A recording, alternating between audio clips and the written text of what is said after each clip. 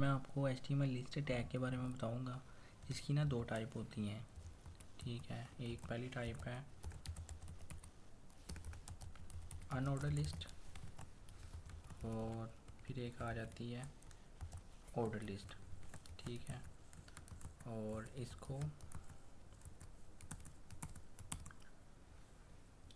Unordered list क्या होती है? अनऑर्डर लिस्ट से मुराद के मैं यहाँ पे एक यूएल बना देता हूँ, यूएल के अंदर एल आई बनाता हूँ। यहाँ पे मैं लिख देता हूँ एप्पल, ऑरेंज,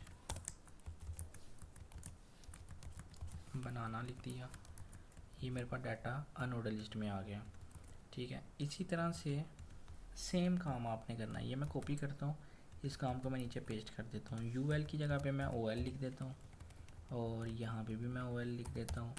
इसका मतलब है कि ये ऑर्डर लिस्ट है, ठीक। अब आपके पास जो ये डाटा नज़र आ रहा है ना, इसके स्टार्टिंग में ना एक यानी कि आपको बुलेट्स नज़र आ रहे हैं। मैं इसको भी चेंज कर सकता हूँ।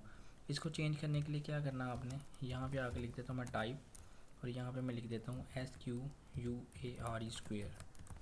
इससे जो डाटा होगा, ये बुलेट्स जो होंगे आपके, वो स्क्वेयर में बॉक्स में कन्वर्ट हो जाएंगे। तो यही अगर मैं यहाँ पे लिख दूँ सर्कल, सर्कल से क्या होगा, ये डाटा सर्कल में कन्वर्ट हो जाएगा। और इसी तरह से सेम टू सेम मैं यहाँ पे काम कर सकता हूँ।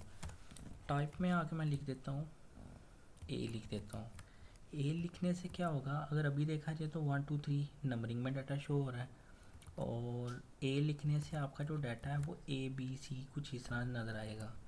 और यही अगर मैं स्मॉल ए लिख देता हूँ तो स्मॉल ABC में डाटा स्टार्ट होगा। जिस तरह डाटा ज़्यादा होगा उतने ज़्यादा ये बुलेट्स एक किस्म ये नंबरिंग स्टार्ट होती जाएगी, लगती जाएगी।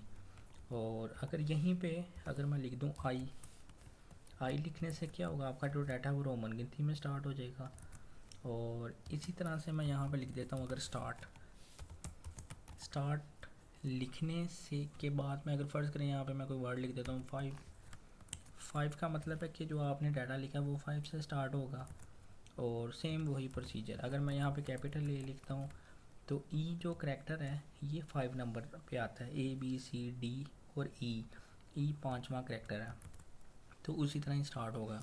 अगर यहाँ पे मैं ए लिख देता हूँ स्मॉल में तो ई स्मॉल EFG कुछ इस तरह से डाटा स्टार्ट होगा, शो होगा।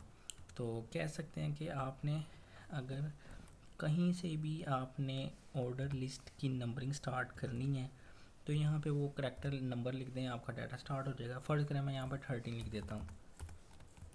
13 लिखने के बाद यहाँ पे टाइप मैं ख़त्म ही कर देता हूँ फ़र्ज़ करें, क्योंकि मुझे नंबरिंग चाहिए। तो डाटा 13 14 15 कुछ इस तरह से स्टार्ट हो जाएगा।